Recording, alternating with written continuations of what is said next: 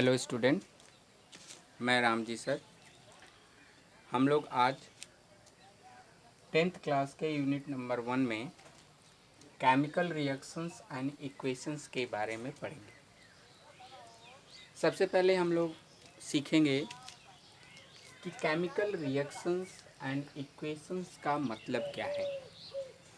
तो reactions, first of all I would like to be start with reactions. Reaction क्या होती हैं? तो reaction in the sense any change into the universe, universe के अंदर, ब्रह्मांड के अंदर, जिसके अंदर सिर्फ मैटर और एनर्जी है। यदि उस मैटर और एनर्जी के अंदर किसी भी प्रकार का चेंज हो रहा है तो उस प्रकार की घटना को, उस प्रकार की प्रोसेस को हम लोग क्या कहेंगे? रिएक्शन कहेंगे। सो सिंपली ब्रीफली यदि हम कहें कि what is the reaction, so any change into the universe is called as the reaction. ये जो रिएक्शंस होती हैं, ये जो चेंजेस होते हैं, ये दो प्रकार के होते हैं। These are of two types. First one is physical reaction, second one is chemical reaction. Physical reactions के अंदर फिजिकल चेंजेस होते हैं, केमिकल रिएक्शन के अंदर केमिकल चेंजेस होते हैं। अब बेसिक डिफरेंस हम लोगों को ये सीखना है कि आखिर फिजिकल और केमिकल रिएक्शंस या फिजिकल और केमिकल चेंजेस का क्या मतलब है। तो फिजिकल चेंजेस के अंदर no change into the constituent of matter. इसके पहले 9th क्लास के वीडियो में आप देख सकते हैं कि इस यूनिवर्स के अंदर दो ही चीज़ें हैं। The universe is made up of the only two things, matter as well as energy. So यदि मैटर के कॉन्स्टिट्यूएंट में किसी भी प्रकार का चेंज नहीं हो रहा है तो इस प्रकार के चेंज को हम लोग क्या बोलेंगे? फिजिकल चेंज बोलेंगे। कॉन्स्टिट्यूएंट मैं आपको बता देता हूँ कि किसी भी मैटर का जो कॉन्स्टिट्यूएंट होता है वो आइदर मॉलिक्यूल या फिर एटम्स या फिर आयंस होते हैं। कोई भी मैटर है वो दो तीन चीज़ों से मिलकर के बना होता है और उसको हम अपने लैंग्वेज में शॉर्ट फॉर्म में क्या बोलते हैं? माई। माई in the sense molecule, atoms और आयंस। तो यदि फिजिकल चेंजेस के अंदर, मैटर के अंदर किसी भी प्रकार के कॉन्स्टिट्यूएंट, एटम्स, मॉलिक्यूल और आयंस में चेंजेस नहीं हो रहे हैं, और such kind of the changes called as the physical change. Chemical changes के बारे में जानें तो there is the change into the constituent of the matter. Matter के जो कॉन्स्टिट्यूएंट्स हैं, like the molecules, like the atoms और द आयंस, उनमें चेंजेज होएगा। and such kind of the changes are called as the chemical changes. Physical changes को हम लोग physical reactions के नाम से जानते हैं। केमिकल चेंजेस के अंदर हम लोग केमिकल रिएक्शन के नाम से जानते हैं। अब आइए एक चीज़ और सीखते हैं, इक्वेशन क्या होती है। तो यदि किसी भी चेंजेस को सिंबॉलिक रिप्रेजेंटेशन से, यदि सिंबॉलिक फॉर्म में यदि हम उसको रिप्रेजेंट करें तो such kind of the representation is called as the equation. इस चैप्टर के अंदर हम लोगों को मेनली केमिकल रिएक्शंस और इक्वेशंस के बारे में पढ़ना है। इस चीज़ को मैं आपको ऐसे समझाता हूँ, जैसे आपके एनसीईआरटी बुक में दिया हुआ है कि आयरन रॉड है। यदि आयरन रॉड पे ऑक्सीजन की रिएक्शन होती है, ऑक्सीजन की रिएक्शन होती है तो आयरन ऑक्साइड बनाता है, आयरन ऑक्साइड बनाता है या बनता है। आयरन रॉड के ऊपर यदि ऑक्सीजन की रिएक्शन होती है तो आयरन ऑक्साइड का फॉर्मेशन होता है। ये एक प्रकार का चेंज है जिसको कि हम लोग केमिकल चेंज के नाम से भी जानेंगे। केमिकल रिएक्शन केमिकल चेंजेस के रूप में भी पढ़ेंगे। क्यों पढ़ेंगे अभी सीखते हैं।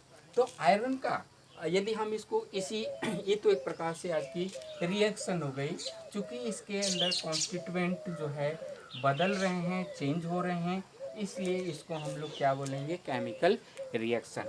लेकिन यदि केमिकल इक्वेशन की बात करें तो आयरन का जो सिंबल होता है वो क्या होता है? Fe होता है। ऑक्सीजन का जो सिंबल होता है वो क्या होता है? O2 होता है। और यदि आयरन के ऊपर अटैक करे ऑक्सीजन तो आयरन ऑक्साइड यानी Fe2O3 का फॉर्मेशन होता है, फेरिक ऑक्साइड का फॉर्मेशन होता है। तो इस प्रकार से ये जो सिंबॉलिक रिप्रेजेंटेशन है इसको हम लोग क्या कहेंगे, केमिकल इक्वेशन के नाम से जानेंगे। यानी ये केमिकल इक्वेशन हो गई और ये आपका केमिकल रिएक्शन हो गया। तो अब तक हम लोगों ने मोटे मोटे तौर पे ये सीखा कि केमिकल रिएक्शन के अंदर केमिकल चेंजेस होंगे। केमिकल चेंज होने के लिए उनके कॉन्स्टिट्यूएंट, मैटर के कॉन्स्टिट्यूएंट में चेंज होना चाहिए। और यदि उस केमिकल रिएक्शन को सिंबॉलिक फॉर्म में यदि हम रिप्रेजेंट करें तो उसको हम लोग क्या बोलेंगे, केमिकल इक्वेशन बोलेंगे, या सिंपली इसको हम लोग इक्वेशन के नाम से जानते हैं। अब इस इक्वेशन के अंदर, इस रिएक्शन के अंदर इसको रिप्रेजेंट करने के लिए आईयूपीएसी के अनुसार जो फैशन है, जो पैटर्न है वो ये है कि इस केमिकल इक्वेशन को रिप्रेजेंट करने के लिए आईयूपीएसी ने रिकमेंड किया कि इस चेंजेस को हमको एरो से रिप्रेजेंट करना है। ये एरो से रिप्रेजेंट करना है। एरो के लेफ्ट हैंड साइड, एरो के लेफ्ट हैंड साइड जो भी मैटर रिप्रेजेंट किया जाएगा उसको हम लोग क्या बोलेंगे, रिएक्टेंट बोलेंगे। क्या बोलेंगे, रिएक्टेंट बोलेंगे। इस एरो के राइट हैंड साइड, इस एरो के राइट हैंड साइड जिस जो भी मैटर का रिप्रेजेंटेशन हम लोग करेंगे उसको हम लोग क्या बोलेंगे, प्रोडक्ट बोलेंगे। उसको क्या बोलेंगे, प्रोडक्ट बोलेंगे। तो सिंपली हम लोग एक और डिफिनीशन दे सकते हैं कि chemical reaction is just nothing, it is the conversion of the reactant into the product. It is the conversion of the reactant into the product is called as the chemical reaction. And if we are representing this chemical reaction with the help of the symbol, then it is called as the chemical equation. For example, iron plus O2 is equal to Fe2O3. So here iron and oxygen, these two are the left hand side of this arrow, hence this will be called as the reactant, while this Fe2O3, since it is the right hand side of the arrow, hence it is called as the product. So इस पूरे chapter के अंदर हम लोगों को यही सीखना है कि केमिकल रिएक्शन क्या होती हैं, केमिकल इक्वेशन क्या होती हैं, उन केमिकल इक्वेशन को हम लोग कैसे रिप्रेजेंट करते हैं। रिप्रेजेंटेशन के साथ साथ हम लोगों को ये सीखना है, according to the law of mass action this chemical equation or the reaction must be balanced. So how will balance the chemical equation or the reactions, and the different type of the chemical reaction will study into this chapter. So my dear student, today into the first lecture of the basic of this chapter, chemical reaction and equation, will try to know about the chemical reaction and the equation, what the type of the chemical reaction as well as how we'll balance it. So today only we'll just go through this much.